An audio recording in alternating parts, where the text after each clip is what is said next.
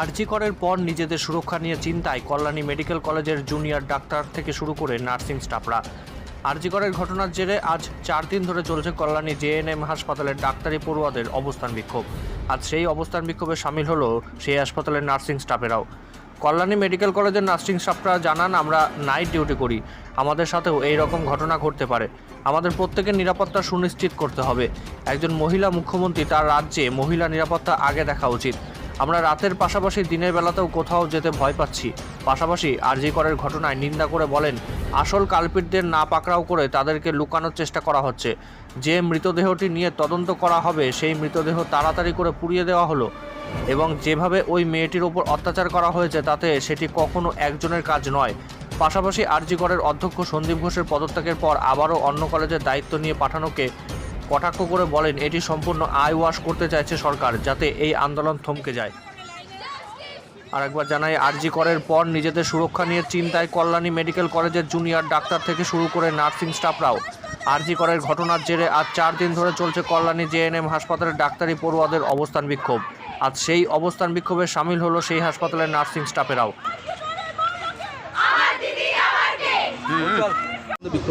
আমরা যারা nursing student, nursing staff, doctor এবং যারা এই হসপিটালের কাজের সাথে যুক্ত, যারা প্যারামেডিক্যাল আছে এবং যারা এখানে কাজ করছে, তাদের একটা সুরক্ষিত পরিকাঠামো প্রদান করা হোক।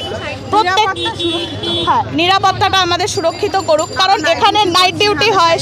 শুধু এখন রাতকে আমরা ভয় পাচ্ছি না, এখন দিনের বেলাও কোথাও বেরোতে আমাদের ভয় লাগছে। আমরা যারা দূর থেকে পড়াশোনা এখানে করতে এসেছি বা দূর থেকে যারা চাকরিতে আসে, তারা প্রত্যেকে কারোর না কারোর মেয়ে, কারোর না কারোর মা। তো প্রত্যেককে সুরক্ষা প্রদান করতে হবে। আর এমন একটা রাজ্য যেখানে একজন মহিলা মুখ্যমন্ত্রী, সেখানে মহিলাদের সুরক্ষার কথা সবার আগে ভাবা উচিত।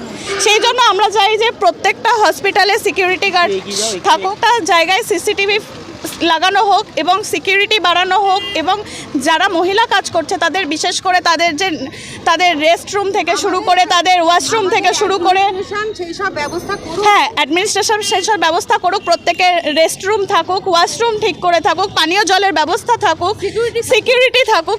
সবচেয়ে বড় কথা সিকিউরিটি থাকুক।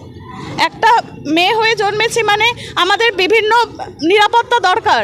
আমরা যতই বলি আমরা ফেমিনিজম, আমরা ইকুইটিতে বিশ্বাস করি, কিন্তু এটা আমরা নিজেও জানি আমাদের শারীরবৃত্তীয় কার্যকলাপে আমরা ছেলেদের থেকে কম।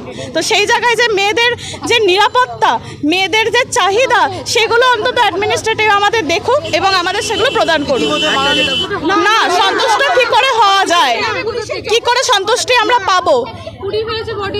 অলরেডি 3 থেকে 4 দিন হয়ে গেছে, এখনও অবধি একজনকে জাস্ট ধরা হয়েছে, কিন্তু এই যে একটা হিপ বোন ফ্র্যাকচার হয়েছে, এত আঘাতের চিহ্ন, কলার বোন ফ্র্যাকচার হয়েছে, এটা একজন মানুষের কাজ কি করে হতে পারে? বাকি কালপিটরা কোথায়? তাদেরকে হাইড করার চেষ্টা করা হচ্ছে।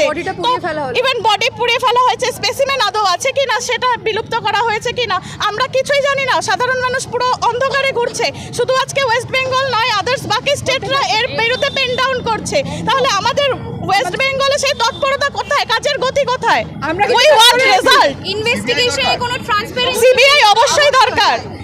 কল্যাণী এমসও সিবিআই এর দাবি জানিয়েছে। আমরাও চাইছি যে সিবিআই তদন্ত হোক এবং কালপ্রিটদের দ্রুত থেকে দ্রুততর খুঁজে এনে শাস্তি দেওয়া হোক।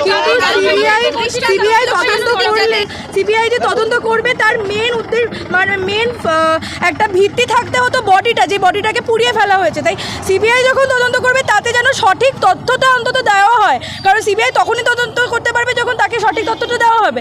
ফরেন্সিক ডিপার্টমেন্ট থেকে যদি সঠিক তথ্য না দেওয়া হয় বা সিমেন্ট কালেকশন নিয়ে বা যে কোনো এভিডেন্স যা বডিতে পাওয়া যেতে পারতো, সেগুলো কিন্তু প্রমাণ লোপাটের চেষ্টা হয়েছে বলেই আমাদের মনে হয়। যদি উনি পদত্যাগই করে থাকেন তাহলে ওনার সরকারি চাকরি থেকে ওনাকে ইস্তফা দেওয়া হয়নি, এইরকমই আমরা জানতে পেরেছি। সেটা মোটেই মানা যাচ্ছে না, কারণ তার মানে তার নিশ্চয়ই একটা ভেতরের কোনো কার্যকলাপ আছে, ইনফ্লুয়েন্স আছে, নয়তো এরকমভাবে হতে পারতো না।